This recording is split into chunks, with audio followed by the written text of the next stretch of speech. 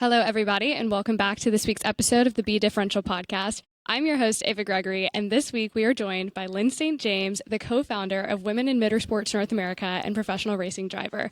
Welcome to the episode. Thank you, Eva. Really amazing to be here, and to do this. And you've really expanded your life and your career by doing this podcast, you know. I mean, I met you through Haggerty, and I know that's your job, and, but to add this to the, to what you're doing is pretty amazing. Yeah, I'm really excited. As we're recording this, we're at the PRI trade show, just following the Women in Motorsports North America event, the Women with Drive Summit. And it was an amazing event, and I'm just so excited to dive into it. But why don't you give the listeners who may not be familiar just a high-level overview of who you are? Who I am? Yes. Well, I am getting old. I've been in this sport for 50 years, and I love it. It's just so funny, even walking into the trade show, into the PRI show today, it was like, these are my people, it's funny because sometimes if you don't go to the races as often as I used to, and I don't, I've kind of started to work more for Women in Motorsports North America and become more of a working person than a racer, you know, and whether it's driving race cars or working in the industry. So I'm amongst many people here. I'm feeling really good about that. But I found the sport 50 years ago when I went to the 24 Hours of Daytona. I'd never seen anything like it. It just mesmerized with, I was mesmerized with it, and it just really... it's like I found me and I found it. Yeah. And so I've been doing some form of racing ever since. Been started out in SCCA sports car racing, worked my way into racing in IMSA in the Kelly American Challenge Series, got Ford Motor Company as a sponsor in 1981. And that's a game changer. That's a tipping point in any career when you can have a major corporation, and in this case an OEM manufacturer, align with them. It gives you credibility, it gives you recognition, and it gives you actually some good equipment that you are trying to always get when you're a racer. And went on to race professionally in IMSA and had some wins and had wins at the 24 Hours of Daytona, which was that race that I had gone to for the first time. So that was a really sweet moment. And then had the dream that maybe someday I could drive an IndyCar. And the reality is, I not only got to drive an IndyCar, but after a lot of hard work finding sponsorship, was able to race in the Indy 500 in 1992 and went on to basically race in the Indy 500 and some other IndyCar races the decade of the 90s. And my last professional IndyCar race was 2000. And just a small resume here. So let's rewind 50 years ago. What first brought you to the track? What even was, okay, I'm going to go see what this is? Well, actually, I was married at the time, building a business with my husband, and he was he took me to the Indy 500 on our second date. So he was a car guy. And so, those are the things you find that you have in common, hopefully, with people. And so we moved to Florida to build a business down there. And he said, I've heard there's these races going on. And so we went to Daytona first, because that's the first race of the season, the 24 hours. And then we went to the 12 hours of Sebring after that. And I mean, I don't know. It's like, how could you not fall in love with that? I mean, cars going around for hours and hours and hours, and the smells and the sounds and watching the people work on the cars and being able to get close to the people working on the cars. And just, I mean, how could you not just go, oh my God, this is the best thing in the world, But we had to build a business. But that is how it happened. I mean, you go to the Indy 500. But you don't see yourself. Right. You see superhumans or super people doing amazing things, and the race is over in a few hours, and they go so fast you could hardly see them. Where when you go to a sports car race and you go to an endurance sports car race where the races go on and the cars race for 12 hours or 24 hours, and you get to watch the people work closely. You get to go down to pit lane. You get to go into the garages when in the middle of the race, they crash a car, they take it back to the garage and they rebuild it and put it back on the track. I mean, it's like, I know people are really mesmerized with video games and simulators, but you're just a spectator. You aren't really... You can't taste it, you can't smell it, you can't feel it. And so, but when you go to a sports car race, and particularly, as I said, an endurance race, it's the most human, competitive, automotive exciting experience. I mean, sometimes the weather sucks and sometimes, you know what I mean? Sometimes it's wet true. or it's cold or, you're going, oh my God, I didn't bring the right clothes or, I don't have anything to eat. And sometimes the concession stands aren't all the best. Track food isn't always the best. It's true. There's some downsides to it, know. Yeah. But at the same time, how could you not? Right. You know what I mean? I agree. I mean, it is just... We're talking to the choir here, we right? We really are. But no, I mean, and what an accessible first event for you to have gone to, truly. Because you're right, there are series that you go to, and it feels so detached. You feel like you just can't actually experience it. And to be at those endurance races, to be at the sports car races, it is tangible. And I think that that's really special. So if that was your first exposure to it, tell us about the first time that you actually got behind the wheel. Well, then it was like, well, how can I do that? I mean, it's like I'm not a spectator. I'm not a good spectator. Me either. I don't sit well even going to basketball games or to other spectator events. I'm not good at sitting at the grandstands. And so I thought, okay, I want to be this. I want to do this. That didn't necessarily mean driving at that point. Okay. It was like, I want to do this, meaning I want to be on that side. And so did my husband. And people said, well, there's this club called the Sports Car Club of America, and if you become a member of that, and they have races too, they're not as long and big and all that. Well, fortunately, we lived in South Florida, and the Sports Car Club of America we eventually found. It's really, I mean, this is back in 1974 where you... you go to the yellow pages looking for Sports Car Club of America. Yeah. It wasn't there. Yeah. And, so trying to even find it. But we did. And then there was a track in West Palm Beach. And there were local races going on there, so we went to that. We became a member of the Sports Car Club of America. And then my husband first said, okay, we're going to build a race car. And so we bought a clapped-out old Corvette. It wasn't that old, but it was very good, which he said was perfect because now we're going to take it apart and turn it into a race car anyway. Yeah. But to get a competition license, you had to go to driving school. Mm-hmm. And so he went to driver school, and I went with him as the pit crew and made the sandwiches and all that stuff. And he saw how excited I was, and he said, do you want to do this? I said, yes, I want to try. Put me in, coach. And so so then I enrolled in driver school. We went out and bought a Ford Pinto, which was an eligible car, brand new eligible car at the time. And we put a roll bar in it and a 5-point seatbelt and a 5-pound fire extinguisher, made it eligible, and I went to driver school and I started racing. That's amazing. And all the accolades and accomplishments you've reached, you alluded to your time with the Indy 500, and what was that ultimate recognition like, fast forwarding back now to the recognition of being at Indy 500, competing at that level from this origin of SCCA? Well, it's an incredible journey. I don't know. It's because you're living it while you're doing it, you're living it. And so I think the real kind of aha that was really cool was that my rookie year at Indy in 1992, finished the race. We're all in the garage celebrating. And the yellow shirts, the guys that are protectors, I guess you'd say, of everything at the track, came to the garage and they said, "Excuse me, there's a guy at the fence who says he brought you to the Indy 500, and I don't know what to do." And I said, "Let me go with you." So I walked with the yellow shirt guy to the fence, and it was Dave Froman, who was the guy that owned a gas station that I used to work at in the summertime, who did take me to my first Indy 500 when I was like 17. And I grew up in Ohio, so we were in the next state. And it was Dave Froman. And I mean, he was so excited. And I asked the yellow shirt guy to let him in. And I took him into the garage and showed him the car and all of that. And so to go full circle, to something that was just an extraordinary experience that didn't go anywhere at the time, which that was okay. I was only 17 years old. But to be able to go full circle with that and share that with him and to realize...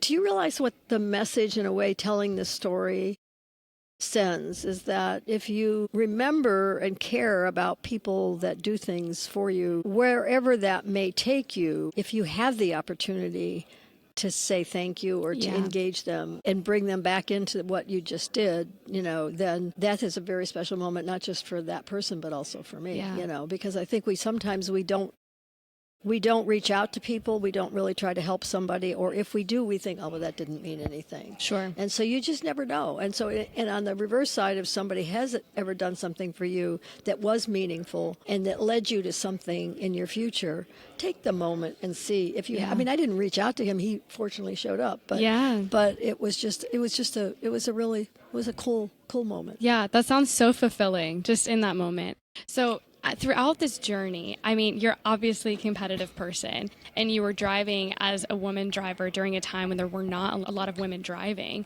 What was that experience like? What were some of the challenges that you faced? I know, especially in WMNA, we talk about, we look forward to the day where it's not a big deal to be a woman in motorsport. You're just in motorsport. But what were some of those experiences like in that era? Well, I think first it was like, I have to be good. Yeah. I mean, in other words, I'm not going to just do this because I want to do this, and then I'll go out there, and if I suck, I mean, if I'm really bad at this, and I told my husband, I said, if I'm bad at this, no matter how much I bugged you that I want to do this, don't stop me. Don't let me. We'll figure something else out, but don't let me. I don't want to be bad. And in my own ego, I just didn't. So it was not easy. It wasn't like I was instantly fantastic, right. So that, and the other part of that, though, the pressure part of it was, I also don't want to live up to, she's a woman driver, so that if I suck, well, of course it's a woman. I didn't want to validate the discriminatory thinking that everybody had about women drivers. Right. And there were a couple of other, over the first couple of years of my racing, there were a couple other gals that raced in SCCA. And one of them was pretty good, and which was great. One of them wasn't. And then I was like, oh my God, please stop. Either learn to get good, or stop. Yeah. Don't give us a bad name. Don't validate that bad name we already have. Because I say that if a race car driver screws up and it's a woman, they crash or they're slow or they cause a crash or whatever, of course it's the woman driver, right? Right. If a guy does it, he's a wanker. It's a day. He's had a bad day. Yeah. Well, he's no good, but it doesn't affect all men. Right.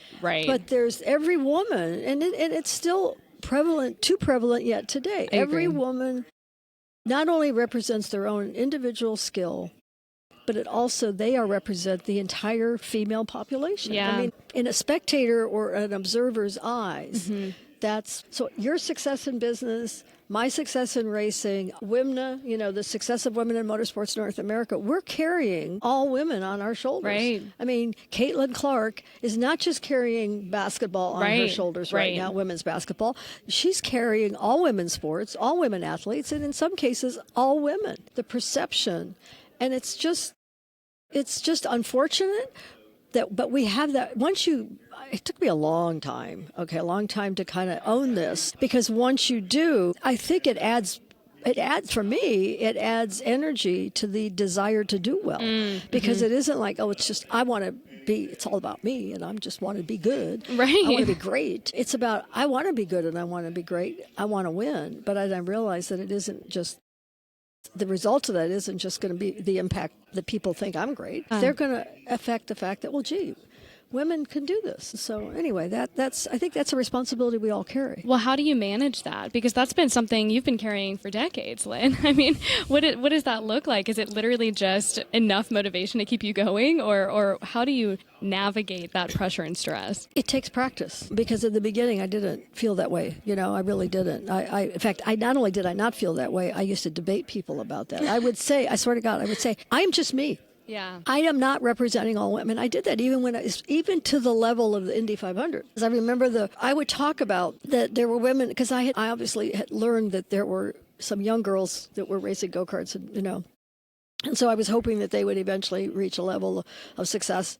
And I would mention that in my interviews, and I'd say, well, there's other women following. And they're like, well, where are they? Whatever. And then I started to realize this was a responsibility. And I finally just got, okay, it's like, Lyn, get over yourself, and understand and actually own that you have this responsibility. And I'm now trying to, when I mentor drivers, I try to impact that. I try to that message to them now, because it does fuel you. Right. It does add fuel to your desire to succeed. So, but it's pressure, but at the same time, if you can't handle pressure, you're probably not going to be a very good competitor. That's so true. That is very true. So you have to do that. So, but it takes practice. I mean, Yeah. I guess it takes practice, and it takes a mindset. It's a shift of your mindset. And as I said, I think it empowers that desire, because you realize that you're doing it for a bigger reason than just, your own personal desire. I love that. So I want to talk a little bit. I feel that you're a mentor for so many people now, and you have paved the way for a lot of people. Who was someone that you looked up to during your early career, or maybe helped to influence as a mentor, or an idol that you wanted to reach? The way I did it, and I realized that at the time and as well as now, is that there are really good, successful people out there. Yeah. And so I would watch them, and I would reach out to them sometimes. And so they were mentoring me without them knowing they were mentoring me. Good. I did it through observation. I paid attention. I would ask them questions about, why did you win this race? Or how did you accomplish, those victories? Or how did you set the pole that year? Not interview them like we're doing now, but just in a conversation. Or I would observe. And like one of my observations early on was from Peter Gregg, who was at that time in IMSA, the absolute champ, multiple champ. And so I would watch, but I would be at the races, and I'm like, he would almost always be the first in line to go out for a practice session. I mean, because he was prepared. Yeah. And then I'd look at his pit area, or in the garage area, and I'm like, it's clean, it's organized, and then you look around and there's other people thrashing, stuff's everywhere. And I mean, so I saw what was right, and I saw what was not right, and the difference that it made in actual results. So it was just a lot of preparation. And then I would talk to people. I remember, and I talked to Jim Busby about this now and reminded him, and he remembered it, which I was either that or he just told me he did.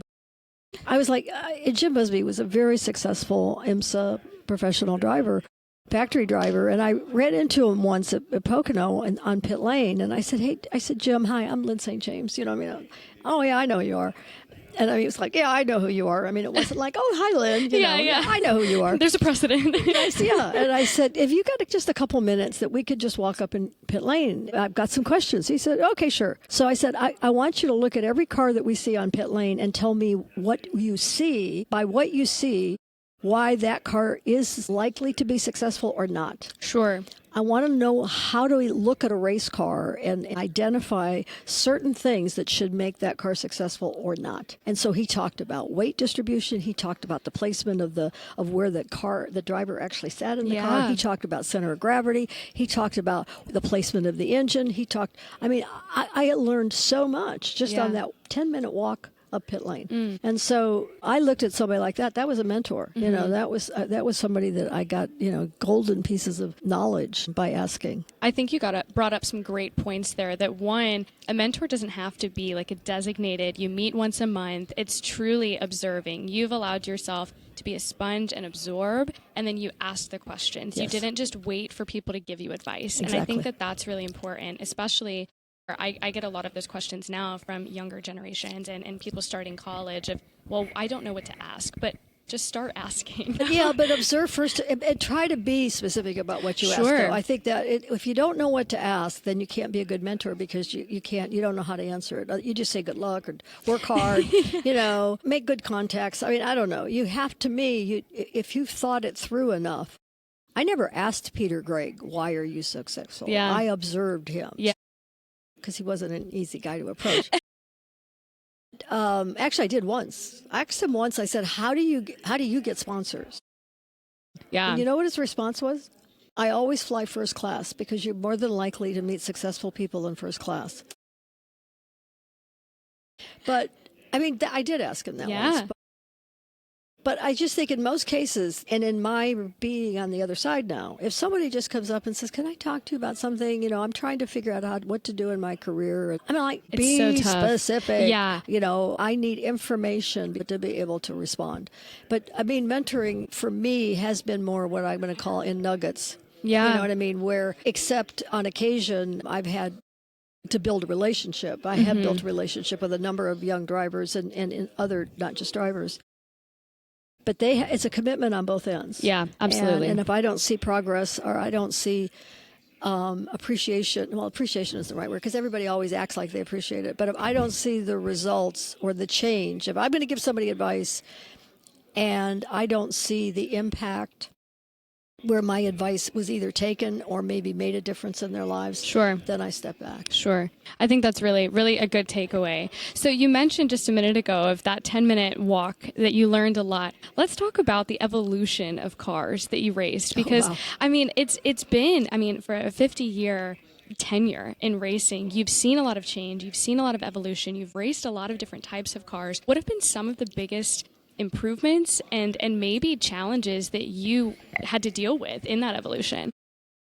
Well, I think that's a good question. Every race car, though, is different. Sure. Regardless of what year it is, or what I don't know what segment of the sport it is, or they're all different. And I think that's one of the I look at every race car. It's like kind of the same way I look at people. I don't say, oh, well, she reminds me of, or. You know what I mean? I don't. You look at them independently. It's like every person I meet in every race car I've ever gotten in, I'm like, okay, we're starting from ground zero here. That's cool. That's a great perspective. Where's everything? Where's literally, I start with, if I'm sitting in the car and I'm going to actually go out and race it or drive it, then it's the immediate feel and of where can my feet, because getting fitted in a car is so important to have performance. Yeah. So it's like, where are my feet in relationship to the pedals? Yeah. And then where, in my case, 99.9% was, where am I going to be shifting the car? Well, my hand is going to be somewhere here. Well, of course, in today's world, it's all on the steering wheel. Right. So that is one thing that I am just pleased that my racing life was always in what I'm going to call the more traditional sense. Whatever, how many gears it may have had, or whether you had a sequential, and I had to learn that. It was a big shift to go from an H pattern to a sequential box. But those are the critical. And then the steering wheel. And I even, when I would test drive for Ford production cars, I said, you guys, you don't understand. The steering wheel is the thing that we all touch, it's the touch point, how we manage and control the car. Competitive or non-high performance driving, non-high performance drivers, they have no idea what they're experiencing, but they're still experiencing it. They don't know how to vocalize it. Right. And so if the steering wheel is too big in diameter, or it's too fat, or it's not the right shape, and now of course you have a lot more adjustability, where the old days it didn't have that. And now you can adjust usually the height and sometimes the closeness.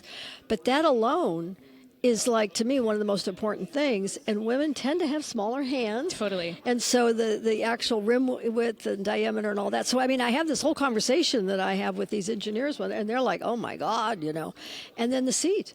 Because I've test driven cars that the car itself is pretty good, but the seat is so bad that you can't feel, and it takes away what you're experiencing. Right. And everybody, you can blame the suspension, but sometimes it's just the damn seat. So, I think that whole thing is what I call the creature comforts of the car, so that you can actually perform. And then you get into, when you do just take a lap or you go out on the street with it, is, I like to do a little testing, right, left, to be able to kind of check, okay, what's the response of the steering to the suspension? And then Bob Bondurant taught us, and Skip Barber back in the racing school days, I always visualize those 4 tires. I literally visualize those 4 tires. So again, where they are, the rim or the dimensions of them, and where they are in relationship to you as a driver, where are they in relationship to where the weight of the engine is? Is it rear wheel drive? Is it front wheel drive?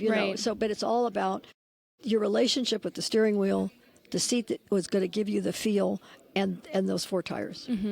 And then the rest of it is kind of peripheral, Then you end up with, aerodynamics. Well, that only comes into play when you're going fast, so to know where you have aero to give you more grip or less grip. But it's just, every car's different. Yeah. In today's world with the electric cars, and the D-cell in the electric cars is so different. I got to go out to the Hyundai test track and drive some of the electric vehicles a couple of years ago when they were still, they were out, but they were, advancing them. I'm like, I don't know if my brain can process it, to get the most out of it, absolutely. Because it's different. It is very different. Yeah. So I'm glad I did what I did when I did it. There is a lot of evolution. I'm glad I'm not racing cars today in the current stuff. I mean, the racing that I've done in the last 2 decades have all been vintage. So they were the old stuff, and I liked it. I was about to say, I appreciate that opinion because there's a coolness to the evolution that is happening and the technological developments, but I love analog. I love classic cars and air-cooled specifically. And so, yeah, I couldn't imagine going through such a shift with that technology. As you were talking, it just made me think of some other questions as well. So from the communication perspective to your engineers, to your development team, to the rest of your team just in general, as a driver, how did you communicate things that you might not have been able to really know how to speak or how to express? Well, I used to read a lot of books about that so that I could learn that. And oh my God, his name just went out of my head. That he was driven to win